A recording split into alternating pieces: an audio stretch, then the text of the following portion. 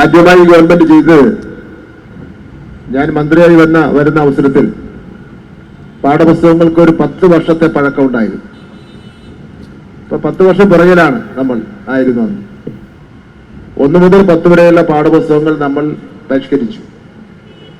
ആ പരിഷ്കാരം പുത്തൻ രീതിയിലായിരുന്നു. മുമ്പൊരു കാലഘട്ടത്തിലും പാഠപുസ്തകം എങ്ങനെ ആയിരിക്കണമെന്ന് സംബന്ധിച്ചിടത്തോളം കുട്ടികളുടെ അഭിപ്രായം ചോദിച്ചിരുന്നില്ല.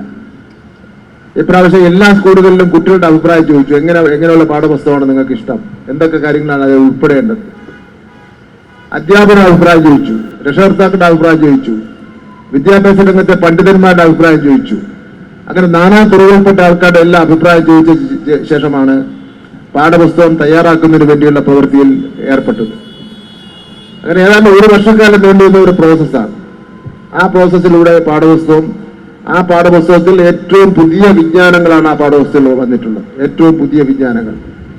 രണ്ടാമത്തെ ഏറ്റവും പ്രധാനപ്പെട്ട കാര്യം എന്ന് പറയുന്നത് ആർട്ടിഫിഷ്യൽ ഇന്റലിജൻസ്, AI. അതിപ്പോൾ നിങ്ങൾക്കെല്ലാം നന്നായി തന്നെ പരിചയപ്പെടുത്തുന്നുണ്ട്. റോബോട്ടിക്സ് കിറ്റ്സ് ഏതാണ്ട് 2000ഓളം വരുന്ന വിദ്യാലയങ്ങളിൽ നമ്മൾ വിതരണം ചെയ്തിട്ടുണ്ട്.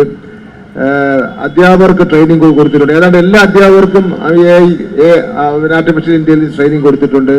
കുട്ടികൾക്കും ട്രെയിനിങ് കൊടുത്തിട്ടുണ്ട്. അതിനൊക്കെ ഉപരി മനസ്സിലാക്കേണ്ട, കോവിഡ് കാലഘട്ടത്തിൽ നമ്മൾ ഓൺലൈൻ വിദ്യാഭ്യാസമായിരുന്നു. ഇന്ത്യയിൽ ലോകത്തെ വലിയ സാമ്പത്തിക ശേഷിയുള്ള രാജ്യങ്ങളായിട്ടുള്ള അമേരിക്ക അടക്കമുള്ള രാജ്യങ്ങൾക്ക് കഴിയാത്തൊരു കാര്യമാണ് കേരളത്തിലെ 47 ലക്ഷം വിദ്യാർത്ഥികൾക്ക് ഓൺലൈൻ വിദ്യാഭ്യാസം കൊടുത്ത് അവർക്ക് പരീക്ഷ 1 മുതൽ 10 വരെയുള്ള കുട്ടികൾക്ക് പരീക്ഷ എഴുതുന്നതിന് വേണ്ടിയുള്ള സംവിധാനം ചെയ്ത ഇന്ത്യയിലെ ഏക സംസ്ഥാനം ഈ കേരളമാണ് എന്നുള്ള കാര്യം നിങ്ങൾ ഓർത്തിരിക്കേണ്ടതായിട്ടുണ്ട്.